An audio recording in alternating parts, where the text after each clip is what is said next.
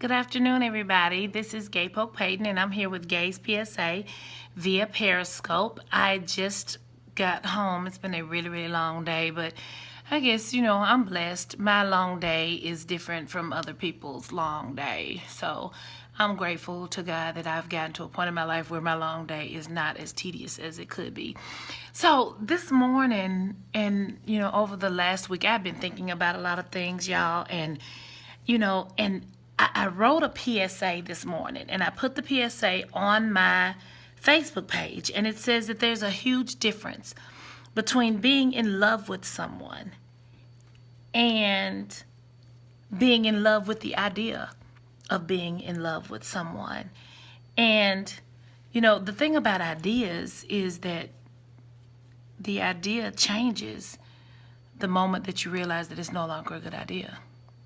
And so, but if you really love someone, love is forever, and that's how long it lasts. It lasts forever. And if you really truly love someone, you always love that person, and that love never goes away.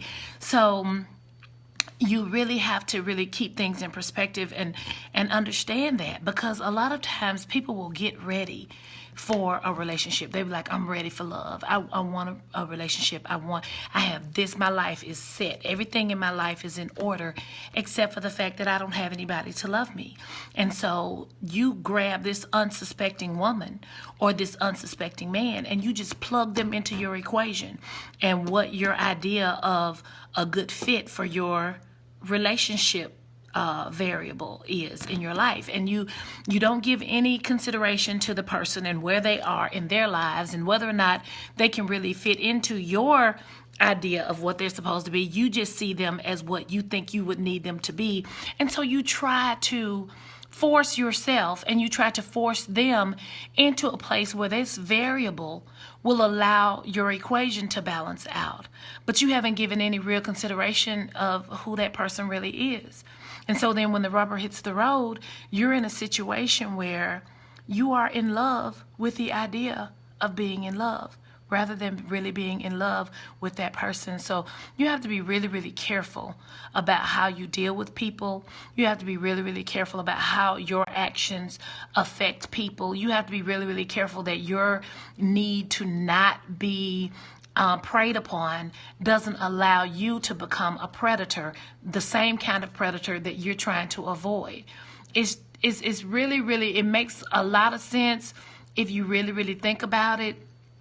But you don't ever want to put yourself in the position of being responsible for that.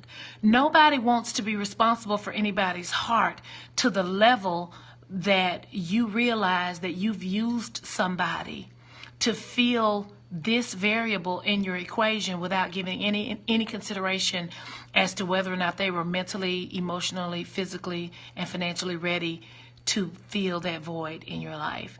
So you have to be really, really careful and know what a good idea is, because I've heard so many people say that the road to hell is paved with good intentions. So you can have good intentions. You can really just have the idea that you want to have somebody. You want a sense of belonging. You want a sense of family. You want a sense of relationship. You want romance. You want intrigue. You want these things. But you have to realize that sometimes you're using somebody to fill that void when you don't even know what you need to fill that void. So that person ends up being a pawn, and you're not even really playing a game. But that person is being a pawn. And you just have to make sure that you don't do that to people, because this is the problem that I have with people in relationships. People will not take responsibility for their role in the fall of the relationship. It's always somebody else's fault. Well, if you would have done this, then I wouldn't have had to do that, and then we would have worked out. Where is your blame in that? Even if you have been victimized by someone. My favorite quote by Martin Luther King is, it's time for us to straighten our backs up, because a man can't ride your back unless it's bent. So even if you're just being victimized by the process, if you're just being preyed upon, if the game is being played and perpetrated against you, even if that's what's going on, you have some level of responsibility for that, even if you're just laying down and allowing it to happen.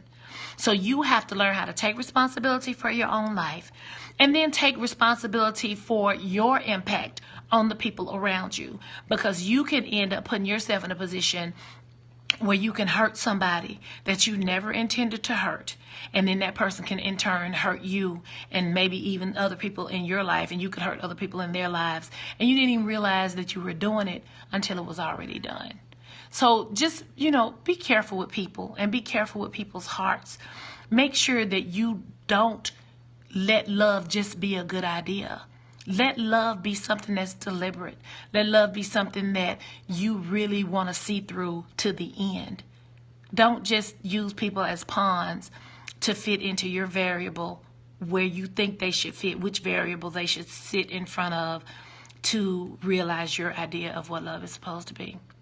I mean, it's just like whether you believe in karma, what goes around comes around, whatever kind of what you put out into the universe comes back to you, however you receive that in your spirit. It's real. It's a real phenomenon. I can give you an example.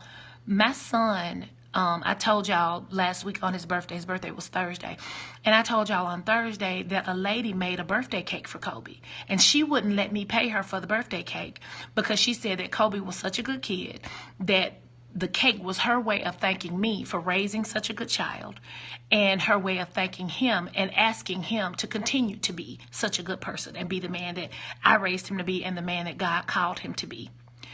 But later on that night, I went to the school and picked up the cake. Later on that night, she texted me and she said, I knew you from somewhere, and I couldn't remember where I knew you from. But when my husband retired from the military down at Camp Shelby in Hattiesburg, you were the lady who sang the national anthem. I volunteer my services constantly to sing the national anthem at different events, football games, basketball games, baseball games, military events, memorial services, 9/11 ceremonies. I volunteer my services all the time to sing the national anthem, to speak at schools, to do anything that I can to pour back into the community that poured so much into me and helped me to become the woman that I am today. And so I do that, and that goodwill goes out into the universe, and it comes back to me. And it has come back to me pressed down, shaken together, and running over with good deeds from people who want to try to pay me back for helping them when they were in need. So just remember that what goes around comes around. So even just like I described how the good things you put out into the universe will come back to you, the bad things will come back the same way. So if being in love is just a good idea for you, then you're not ready for love. Wait until you're ready to give somebody your heart before you accept theirs. Otherwise, that good idea is going to end up in a ball of confusion with you right in the middle of it. You deserve better, and so does the rest of the world. I hope y'all have a good night. I'm tired. I'm going to go and get some rest. Talk to you later. Bye.